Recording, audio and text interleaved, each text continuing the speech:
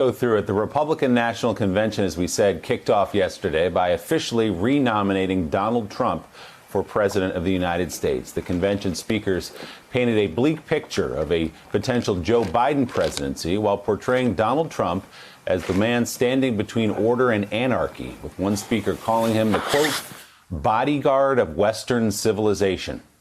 Republicans also misrepresented the president's record, as we said, describing him as a leader who acted quickly against the coronavirus and also as a fighter for social justice. This while the president continued to rail against mail-in balloting. They'll be sending them, they'll be dumping them in neighborhoods, they'll be people are going to be picking them up, they'll be bribing, they'll be paying off people to grab some. This is going to be one of the greatest scams, and it's common sense. This has nothing to do with politics. Who's mailing them? Mostly Democrat states and Democrat governors. Well, supposing they don't mail them to Republican neighborhoods.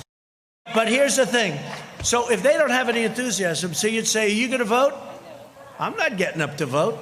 Okay, I want to watch television instead of vote. All right. But here's a ballot. It just got to you. And he opens it. Oh, here's a ballot. What the hell am I going to do with this thing? And then they have somebody knocking on your door, and they're harvesting. Hey, have you gotten your ballot? Yeah, I have my ballot. You going to sign it? Well, if you want, I'll sign it. Here it is. Get out of here. That's the most honest way of doing it. And that's unfair. That's not how it works. Meanwhile, the Republican National Committee adopted a resolution yesterday declaring it will not adopt a policy platform for the election, as I mentioned, citing constraints on the size of this year's RNC. The resolution instead stated the party's, quote, strong support for President Donald Trump and his administration and its opposition to policy positions of the, quote, Obama-Biden administration.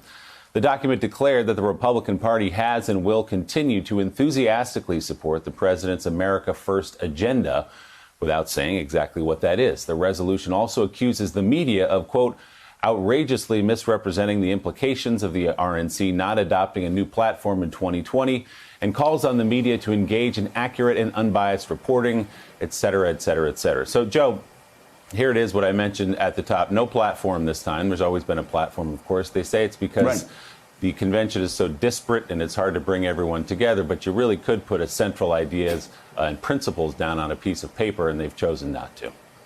Well, they've chosen not to because they have, again, it's a personality cult. And what a better way to show the world what the Republican Party has become than to say we're not adopting a platform. We're just going to support whatever Donald Trump supports. And the reason they can't put down a platform is because all the things that used to be in a Republican platform have to be taken out, or a large chunk of it has to be taken out because, again, Donald Trump veers wildly left and right.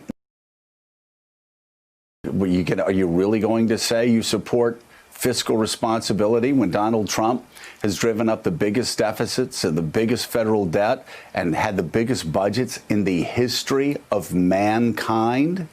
You can't do that, right? The whole reason I went to Congress for balanced budgets and small government and fiscal responsibility, you can't put that in a platform because even before the pandemic, Donald Trump's record on deficits and the federal debt and the size of federal budgets was worse than any president in U.S. history. And just look, you can look in the Trump administration's own numbers, go online, far worse than Barack Obama's, the worst ever. So wait, you going to talk about that? Or are you going to talk about the thing like free trade? Can't talk about that because, of course, Donald Trump and his government by gesture likes to make a gesture that actually hurts farmers across America, hurts lobstermen and women up in Maine. I mean, so you can't do that. So you just say, we're just going to support whatever fearless leader tells us to support. And thanks for checking out MSNBC on YouTube, and make sure you subscribe to stay up to date on the day's biggest stories. And you can click on any of the videos around us to watch more from Morning Joe and MSNBC. Thanks so much for watching.